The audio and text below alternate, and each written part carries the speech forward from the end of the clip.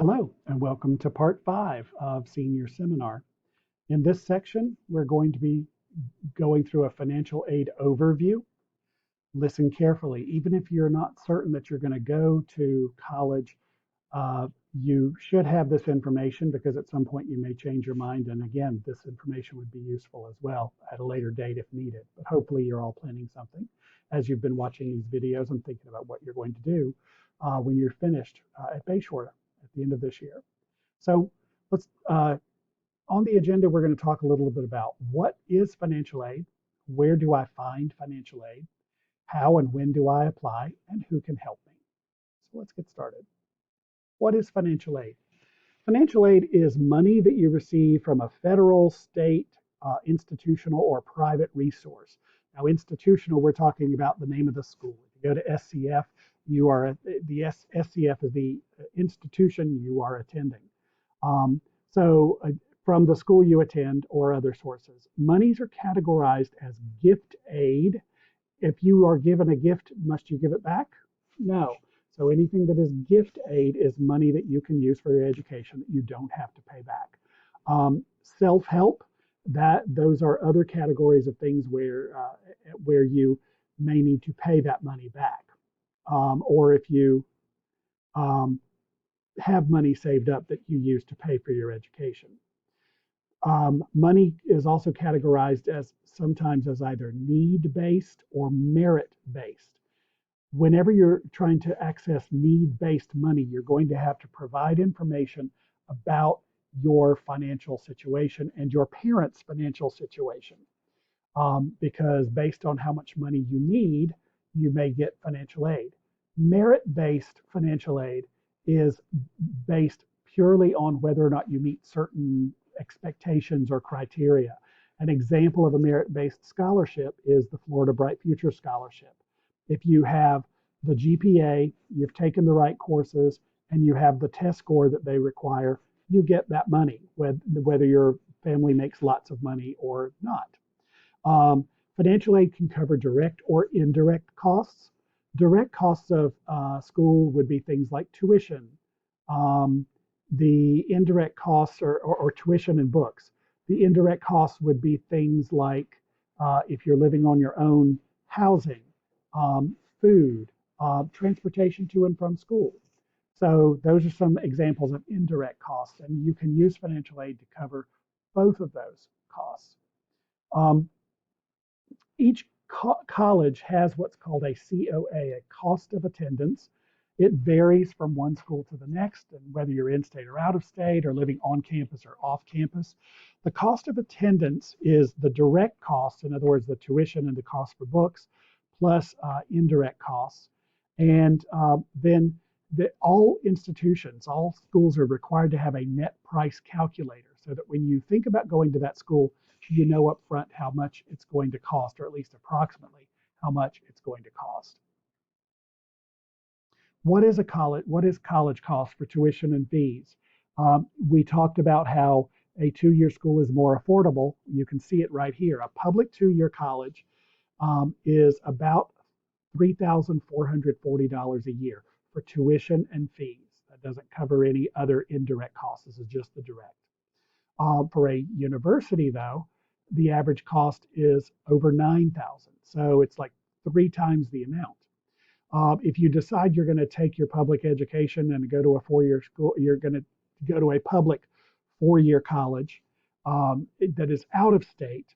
That goes from 9,400 to almost 24,000 a year. So we get quite expensive when you go out of state. And if you go to a private school, it's actually even more. The average cost is about 32,000 a year. There is variation in from school to school, and so you can do your own research. But in general, that's how much it costs. So you can see very clearly on this page how doing that 2 plus 2 might be a good thing. It could save you quite a bit of money. So one of the ways that you try to earn or try to get financial aid is by completing the free application for federal student aid, otherwise known as the FAFSA. The federal government is the largest source of student financial aid. The FAFSA is distributed and processed by the U.S. Department of Education. Um, There is a way to do this manually, in other words, doing a paper application, but they really want you to do it electronically. Um, the electronic option is very easy to do. It's very user friendly. We'll take a look at it. And then the application for the 22-23 school year, which is next school year when you're finished with us, that application opens October 1st. So it's already open if you're watching this after October 1st. Um, you can use the IRS data retrieval tool to get your tax data for your parents. The FAFSA must be completed annually for you to be evaluated for financial aid. And it's uh, easier each year because then you don't have to do the entire application, you just update it. But the first year, it may be a little daunting as to what you need to do. This is what the website looks like. You can get help with information there. If you're starting a new FAFSA, you would click here. You would need to create your PIN word, your access to get to the site, and then you would log in to actually complete the FAFSA. There's some data that you're going to need in order to complete the FAFSA. You'll need your social security number. If you have a driver's license number, you'll need that. Your parents' W-2 forms. I did not update that date. It would be 2020 W-2 forms, and your 2020 federal income tax return. Any current business and investment mortgage information, business or farm records, stocks, bonds, other records, because they need access to any um, the amount in any assets that your parents own. Also, an alien registration or permanent resident card if you are not a U.S. citizen. So you'll need all those pieces of data to complete the FAFSA. After you complete the FAFSA, you'll get what's called an SAR, a student aid report. It gives you some basic information about your eligibility for federal student aid. And you usually get that in the email about a week, 3 to 5 days, okay? Or you can get it through regular mail in 7 to 10 days if you didn't provide an email address. If you see any errors when you receive this report, you can correct errors, and it will contain your estimated family contribution. In other words, the amount of money that they think your parents can afford to pay for college based on the information you've given them. And so that COA, which is the cost of attendance, minus the EFC, the estimated family contribution, is what they come up with as your financial need. And they will try to find ways for you to be able to get that funding so that you can go to school. So FAFSA is very important. It's a lot of other scholarships and opportunities are pending on you completing the FAFSA as well. So you need to make sure that everyone does the FAFSA. Um, they're doing virtual FAFSA workshops via Zoom. I'm not sure if they're through Zoom or not. They are not. I'm sorry, that's a mistake. Let me pull that out real quick. Um, the meetings are going to be on these dates from 6 to 8 p.m.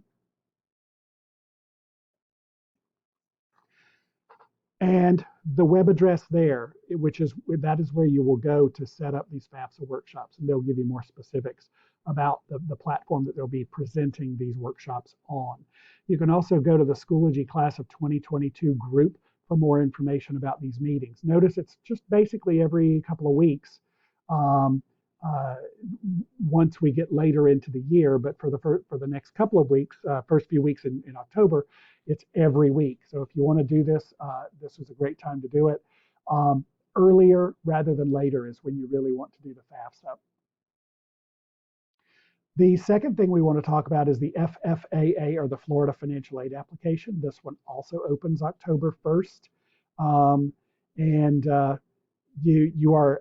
you complete one application and you're considered for multiple programs. Um, the web address you go to is this one right here, floridastudentfinancialaid.org. You create an account, you answer a few questions. This one you actually can do without a lot of input from your parents. There aren't questions about how much your family makes. It's more questions about characteristics that may qualify you for different scholarships. This is what that website looks like. It's the Office of Student Financial Aid, and you click here on State Grants, Scholarships, and Applications. And then you will go to application and updates and student application for new applicants, and just follow the prompts as you go through to complete those. Read whenever you're doing this or the FAFSA, please read everything very carefully before you answer questions. Make sure you answer correctly and to the best of your knowledge on all of these.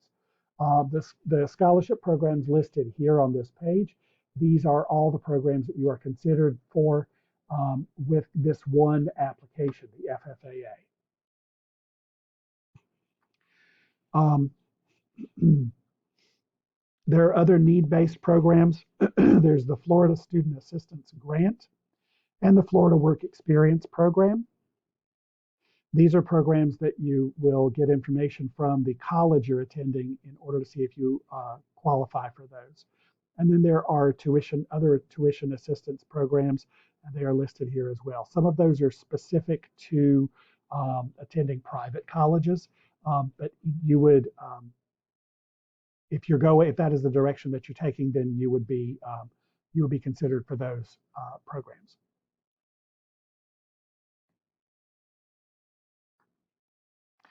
This merit-based program, we've talked about this a little bit, the Bright Futures in previous meetings. There's a link to the student handbook and the chart of eligibility and award criteria.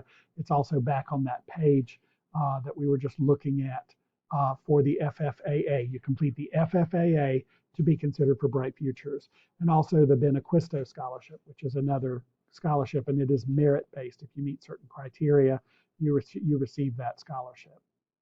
And then there are other programs here. These were listed on the other page as well.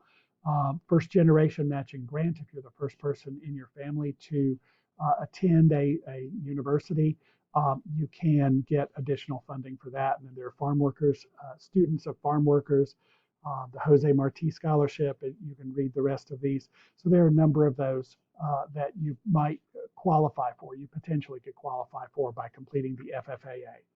Another great option is, or another great resource, excuse me, is FastWeb. It is a website, fastweb.com. On this site, there are 1.5 million scholarships worth $3.4 billion. You can do a targeted search with them, meaning you answer some questions and they actually send you information about scholarships based on your answers, or you can filter the scholarships based on some answers. This also has a college search, information on career planning, and more. Okay, FastWeb, it's a very good site for you to use when you're completing your planning.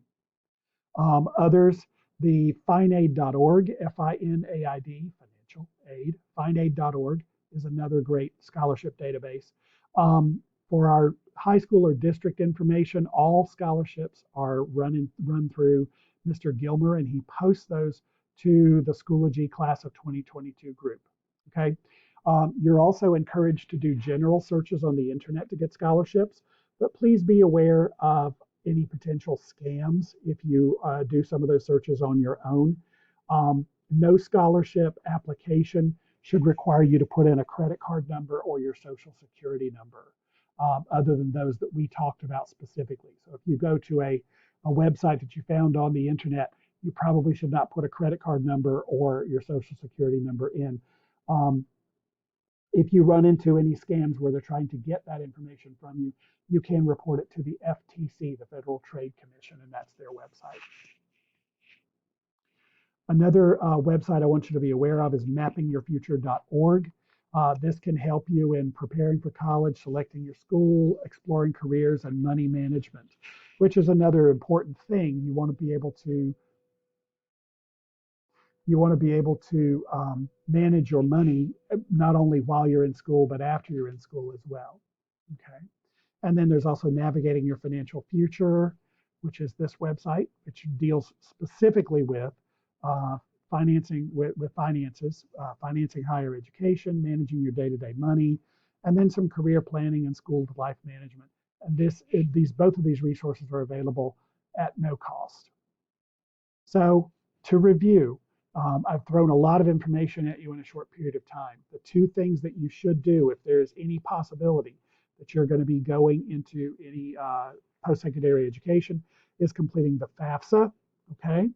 create your FAFSA ID and password and complete that FAFSA now. The earlier you do it, the better. And then the state financial aid, complete this. Even if you don't think you're going to get Bright Futures, you should complete this application as well. All right. And private scholarships, but those are the ones that are listed in our Schoology group, and also anything that you find as you do searches on your own or on those other websites, FindAid or scholarships.com is one as well. Those, apply, apply, apply. You're not going to get every scholarship you apply for. So, apply for more than you're going to need, and hopefully you will get some money, enough money to pay for school based on that. If you are not able to pay for all of your education, once you've exhausted all resources, then you would go to student loans. But you really don't want to have a lot of student loan debt that you have to pay when you are finished with school. Okay? If you have any questions, you can reach out to your school counselor or to Mr. Gilmer. Again, Ms. Joyner is last names A through F. I am last names G through N, Dr. Heron. And Mr. Ramirez is last names O through Z. Students who are early college are with me. Students who are in Abbott are with Ms. Joyner. Okay. All right. We're at the end of part 5. Thanks very much.